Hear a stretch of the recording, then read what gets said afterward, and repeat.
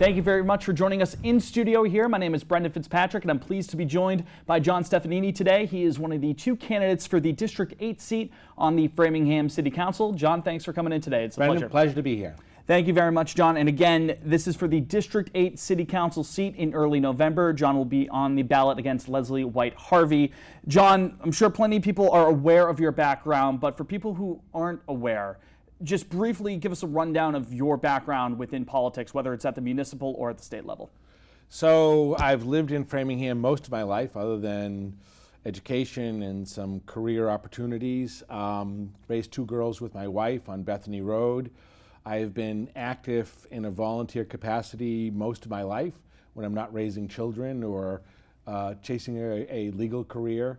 I have been a selectman when I was 26, and then I raised some kids, and I got involved and volunteered for a bunch of different boards, coached, taught at Framingham High School, Framingham South High School. Then I got involved with the Charter Commission, helped draft our current charter, and ran for mayor, served on the council, and I volunteer for various groups, helped as a small group found our neighborhood association. And so I've been active and engaged in one form or another probably all of my life. And of course, that brings us to 2025, which this race is a rematch from 2023 on the municipal ballot. When did you decide that you were going to run for this seat again? I don't think until just a little while ago. I've been active and engaged since I stepped down and working through issues, and I feel like South Framingham has always struggled to make sure that its residents' voices are heard in the Memorial Building. And it's a challenge, and I feel like we're not being heard. And South Framingham, like the rest of the community, has its challenges, and it has a lot of working families and people that are busy raising children. And there are a lot of important decisions being made that impact us, whether it is apartments and zoning, or the environmental cleanups, or other resource allocation, or traffic and crime. That's why we started the neighborhood association, so that our crime has actually dropped. We've been able to address traffic situations, and the entire district needs someone that supports them and helps them, whether they voted for them or didn't vote for them, whether they're friends or not friends. We all need a voice in government so that government works for all of us. And we can get into some of the top priorities in just a second. I was curious, since 2023, are there any major lessons or takeaways that you've had to prep you for this run in 2025? Sure. I would say to you, and I've said this for some time, that the single biggest issue in Framingham is building community. 47% of the voters in Framingham have lived here for 10 years or less. Reflect on that for a moment. So when you're thinking of the people you're interacting with people that are the most active, but not necessarily everyone in the community. Part of challenge, I think, is there are a lot of new people that I have not met, not talked to, and I'm working my way through to talk to those people, to engage them. The district changed, so there was a third of the district or more that I never represented, and that I didn't have conversations with those folks. And I knew a lot of the previous residents, but so a lot of it is building community, helping people connect with people, helping people understand the small business community in their district, helping small businesses connect with residents, and solving problems.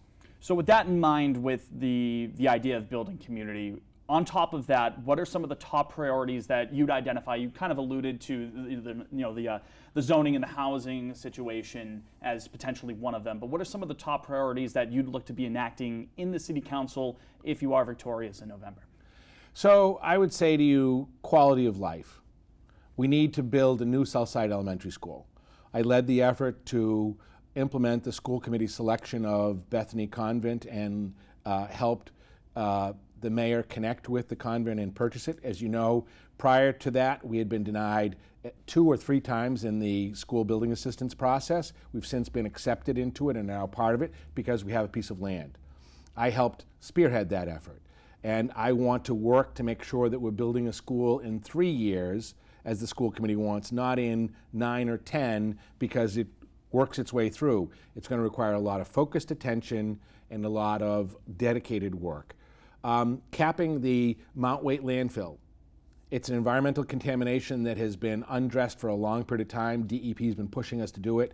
We need to cap it, add that land to Cushing Park. We also need to acquire the big giant parking lot at Cushing, which is called Parcel C, which is owned privately. We need to acquire that and add that to Cushing as well. And we've got the Community Preservation Act, which I drafted the creation of the committee that funds that. We need to implement that, and we need to work through those issues. Traffic. We need to, after being a city for 8 years, we need to create the traffic department that was envisioned in the charter. That means empowering local citizens to play a role, not just to talk about it. So I'll give you an example. We took and Winthrop Street had a series of serious accidents. We took and were told, well, we got to study it, we don't have the money for it. We went to the legislature and got Karen Spilka and Priscilla Souza to dedicate an earmark for traffic calming signs. We put the traffic calming signs up through that area. We also put a four-way stop up at Bethany. That intersection has gone from 16 accidents or more a year to 0 this year. Knock on wood. We need to do the same on other streets, like Winter Street. We keep talking about it, but the solution is right in front of us. We need to turn around and lower the speed limit from 35 to 25, which the legislature allows us to do. And think about this for a second. Route 135, a state highway, has a lower speed limit than our local road, Winter Street. We need to put crosswalks in. We need to take some of the grant money, not look for local money, some of that grant money that's still there that we secured, and use it for traffic calming signs on Winter Street. We need to advance the reconstruction of the sidewalks and the roadway as part of that, and maybe think of some bold alternatives like putting in a three-way stop at Harvey Cushing Way so the traffic has to slow and then come forward. And lastly, we have to deal with the congestion and the frustration of Salem End and Winter Street. Some of the local neighbors have shared some suggestions, which could be taking the last piece of Winter from Salem End to Route 9 and making it one way to Route 9. One car coming out of that intersection, for those folks who go through it, stops the queuing of cars in Winter Street from going right or left because the houses allow only one lane there. That would alleviate all of that frustration and congestion that occurs. We need that kind of local problem solving on our local streets across the community, whether it's Edgell or Water. We need that kind of focus. The mayor has proposed something, the council is going back and forth. Let's get it done. One of the things that I think I've done very effectively as a member of the council, the 2 years that I served on the council with Mayor Sisitsky, I would say was a very productive period of time. I'd like to think I played a role in that in helping organize and focus discussion and deliberation, helping, draft and put forward a proposal and work through differences. Think about the council spent 14 months discussing the MBTA Act. They did not have one single vote on a proposal. Not one. The mayor put forward, appropriately so, as a defensive posture, really at first, the 2015 town meeting vote on downtown zoning as us being in compliance. And thankfully the state accepted it. The mayor did a good job selling it. But there needs to be people that just don't make noise, that work with colleagues, the ones they agree with, ones they disagree with, to get things done. So that's actually a good transition into a question I did want to ask you about. With your experience in the past on the city council, you've been in this seat before, you've been active during public comment sessions at plenty of local meetings over the last couple of years. With that perspective, I wanted to ask you your opinion, your take on how operations at City Hall and all the different facets, the mayor's office, school committee, city council, you name it, how do you think those are going at this time? What's working within the memorial building and what you think needs changing? And I thought that point in regards to the Communities Act was a good transition into that question. So things that you think are going well at City Hall, things that you might want to change if you end up winning in November. So I think things have vastly improved at City Hall over the last 4 years. But I don't think they are where they need to be, and I don't think we are yet where we should be.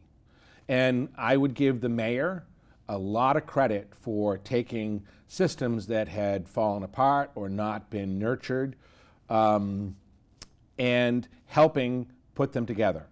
And so I think we've made a lot of good progress over the last 4 years in addressing community concerns, but we have a lot of work left to do. The next evolution of it is we need to infuse more transparency into the system. We need to interject strategic planning, where we're not just dealing with things on an episodic basis, but that we're actually thinking through the big picture and then doing the components that go with that. We need to do more community building. I think Meet Your Neighbor, which is coming up, or Meet Your Group, those kinds of activities. I think that Charlie Sositsky's done a great job of pulling together community events, whether it's the market on the common or the fireworks or some of the many other events that occur. We need to do more of that and build community and pull people in. I think we've done a good job of pulling in more volunteers into our government. We need to do more of that. And we clearly need to do a better job of educating people of what's going on in government so that all of this, fake news conversation is sort of washed away. You and I were talking, Brendan, about the Frame, how important it is to have a strong news outlet in our community.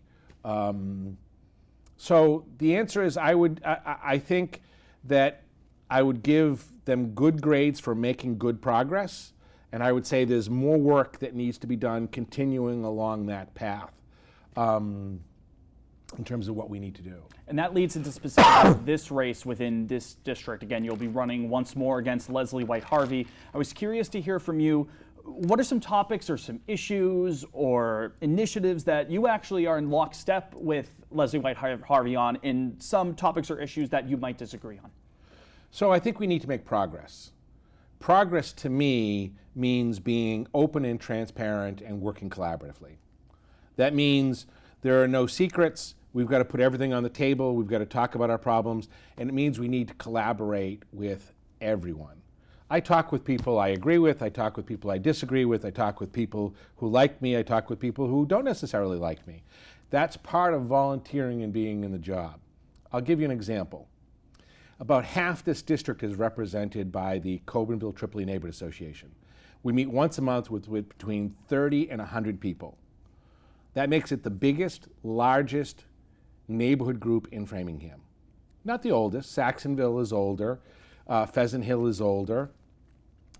But for our area, that's a big group of residents. And we process and talk through things. We have the superintendent of schools come in and meet with us, the police chief, the director of public works, to talk through the projects.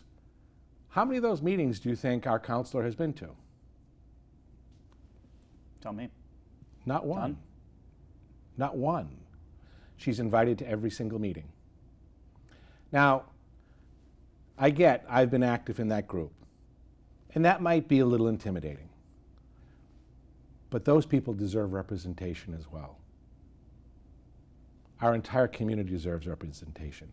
When I served on the Charter Commission, I met after almost every meeting with Joel Winnett, who did not agree with me on the charter. And one of my colleagues would say, he doesn't agree with us, Why do you meet with him? Because I signed up for the job to draft the charter. And he's a smart man who's got a lot of capability. And I made sure in the foreword of the charter we gave him thanks, because he improved our product. Our product was better by me listening to him, by me working with him, than it would have been with me saying, oh, he doesn't agree with me, I can't work with that person. Government requires all of us to come together. We have to work together. So you asked me earlier, when did I decide to run? I decided to run because too many people are disenfranchised. Too many voices aren't being heard in the process. Take Winter Street.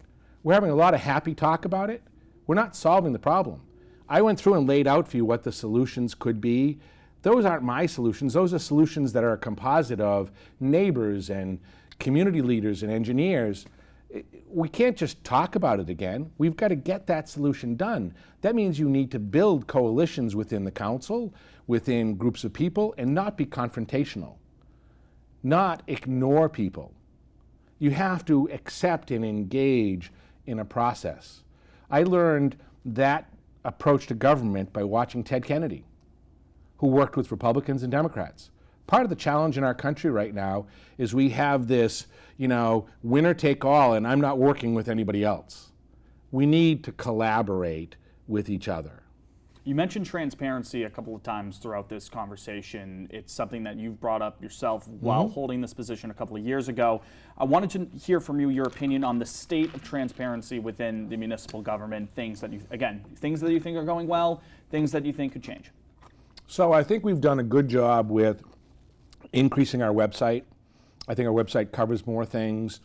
I put together a comprehensive transparency ordinance, which passed the council 11-0 3 years ago. It has not been fully implemented. We took our checkbook offline. We need to put our checkbook back online, just like every other major municipality. We need to think about how we communicate more clearly with the residents, the new residents. 47% of Framingham residents have lived here 10 years or less. Reflect on that for a moment. That's a lot of good people, good families that are engaging in part of coming to our community.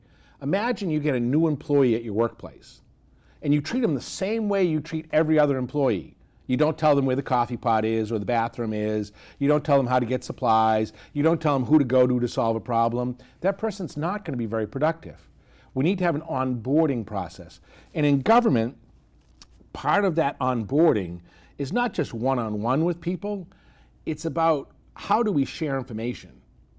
How do we make decision-making in a way that can be this? So I would say, like I said earlier, I would say to you in the transparency bucket, we've made some progress, but we have a lot more progress to do in terms of that. I think the police department, for example, has done a spectacular job with transparency. They're now wearing body cameras, not everybody, but they're working towards that. Program that they are, and I was with George King, pushed for that. And the police department now has a spokesperson that is issuing regular statements around major events. So there's a major accident. It's not long before you see a statement come up that says, this is what happened, this is what's going on, so that the community isn't getting into conspiracy theories or guessing. There's actually someone with authority standing up and saying, by the way, this is what happened on that street. We need every department. I would say Public Works has done a better job of dealing with detours and traffic improvements and the like, and it seems like there are a lot of them because we've invested a lot of money in improving our roads. I would give the mayor and the administration very high marks in terms of the road improvements. As much as it's kind of frustrating when you're driving around and you have a detour, I also think to myself, yeah, and we're improving that street. I would give very high marks on the infrastructure improvements. Do we need to do better? Yeah. Part of my personality is I always think we need to do better. And so I am an optimist looking forward, and I look at the things we need to do better. I don't always look back and say, oh, let's pat ourselves on the back, we did a great job with that. But our government, we live in a good place. Our government is getting a lot of things done and doing it well. We need to do more of them. In South Framingham, that takes on a little bit of a different twist because we didn't have the representation at town meeting that before. None of the selectmen came from South Framingham. None of the school committee.